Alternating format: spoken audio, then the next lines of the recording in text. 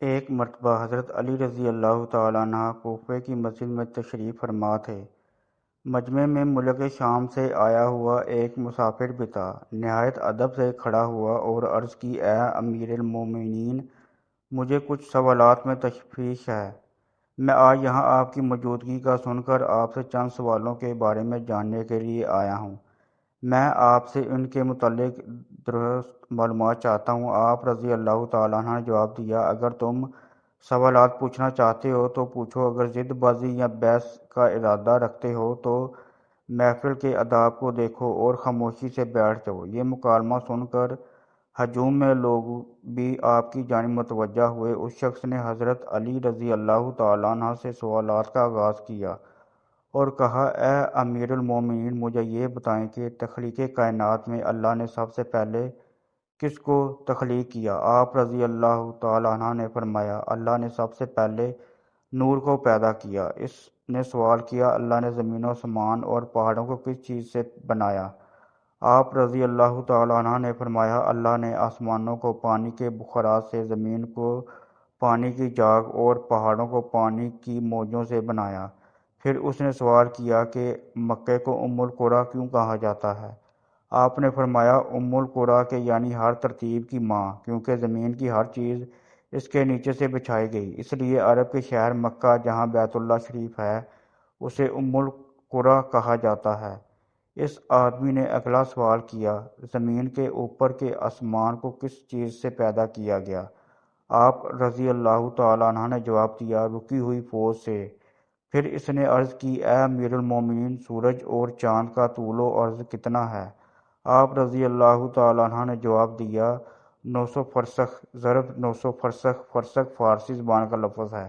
ایک فرسخ میں 10 کلومیٹر لمبائی گنی جاتی ہے۔ اس نے اگلا سوال کیا کہ ستارے کا طول و عرض کتنا ہے؟ آپ نے جواب دیا، 12 فرسخ ضرب 12 فرسخ۔ اس اجنبی نے نہایت ادب سے درخواست کی کہ اے امیر المومنین، جیسا کہ قرآن میں 7 آسمانوں کا ذکر آیا ہے، آپ ہمیں ان 7 آسمانوں کے نام اور ان کے رنگ بیان کر دیجیے۔ آپ رضی اللہ تعالیٰ عنہ نے فرمایا، جو آسمان زمین کے اوپر ہے اس کا نام رفیع ہے اور وہ پانی، بخارات اور دھول سے بنا ہوا ہے۔ دوسرے آسمان کا نام کیزوم ہے اور اس کا رنگ تانبے جیسا ہے۔ تیسرے کا نام مودون ہے اور اس میں ملے جلے رنگ ہیں۔ چوتھے آسمان کا نام ارفادون ہے اور اس کی رنگت چاندنی جیسی ہے۔ پانچویں آسمان کا نام ہیون ہے اور اس کی رنگت سونے جیسی ہے۔ چھٹے آسمان کا نام عروس ہے اور وہ سبز یاقوت کا بنا ہوا ہے۔ ساتویں آسمان کا نام اجمہ ہے اور سفید موتیوں سے بنا ہوا ہے۔ اس آدمی نے اگلا سوال کیا، اے علی، آپ مجھے یہ بتائیں، بیل وہ واحد جانور ہے جس نے آسمان کی طرف اپنا سر نہیں اٹھایا، ایسا کیوں؟ آپ رضی اللہ تعالیٰ عنہ نے جواب دیا، جب سے قوم بنی اسرائیل نے گوسالہ کی پوجا کی تھی تبھی سے بیل شرم کے مارے آسمان کی طرف سر نہیں اٹھاتا۔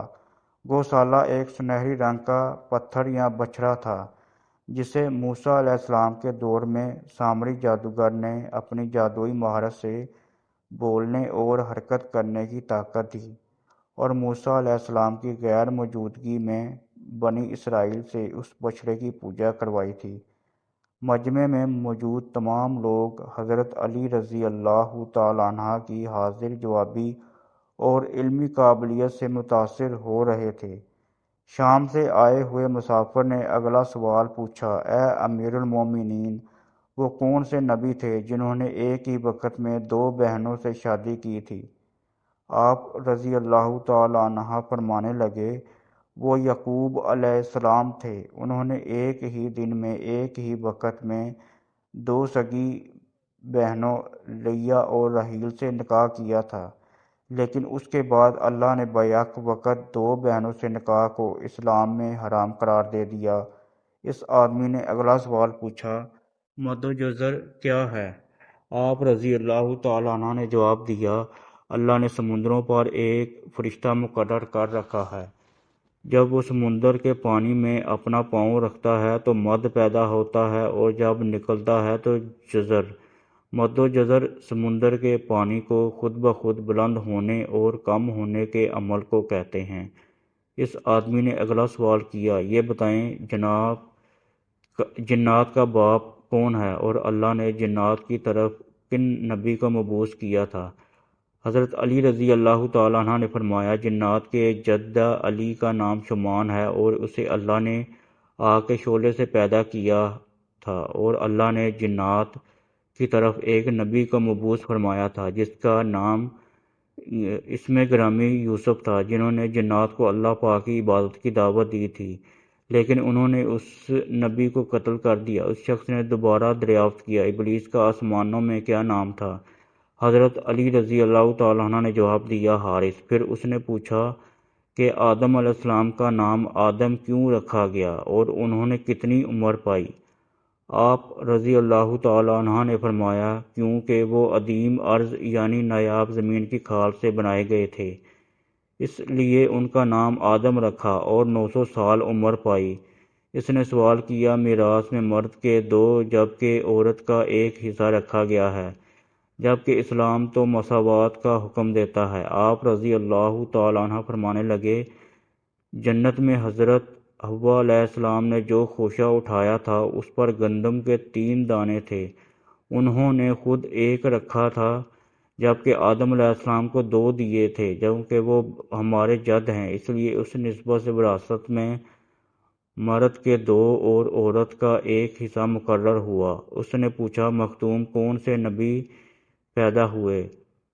آپ رضی اللہ تعالیٰ عنہ نے فرمایا، اللہ نے آدم علیہ السلام، ان کے بیٹے شیس علیہ السلام، حضرت ادریس علیہ السلام، سان بن نوح علیہ السلام، حضرت داؤد علیہ السلام، حضرت سلیمان علیہ السلام، حضرت لوط علیہ السلام، حضرت اسماعیل علیہ السلام، حضرت موسیٰ علیہ السلام، حضرت عیسیٰ علیہ السلام اور حضرت محمد صلی اللہ علیہ وآلہ وسلم کو مخدوم پیدا فرمایا۔ اس شخص نے دریافت کیا، روئے ارض پر شعر سب سے پہلے کس نبی نے عرض کیے؟ آپ رضی اللہ تعالیٰ عنہ نے جواب دیا، حضرت آدم علیہ السلام نے۔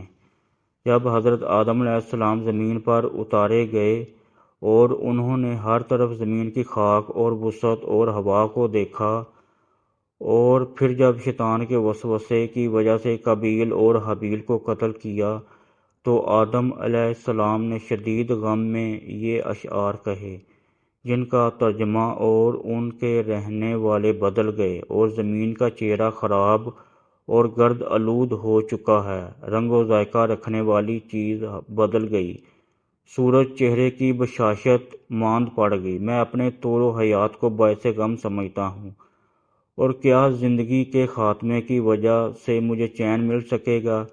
میں آنسو آخر کیوں نہ بہاؤں؟ حابیل قبر میں دفن ہو چکا اور قابیل نے اپنے بھائی کو قتل کر دیا، غم و حسد سانولا سلونا بیٹا گم ہو گیا۔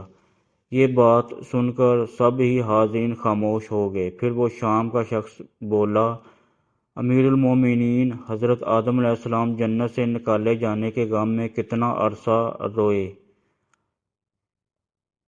آپ رضی اللہ تعالیٰ عنہ نے فرمایا، آپ علیہ السلام 100 سال تک روتے رہے۔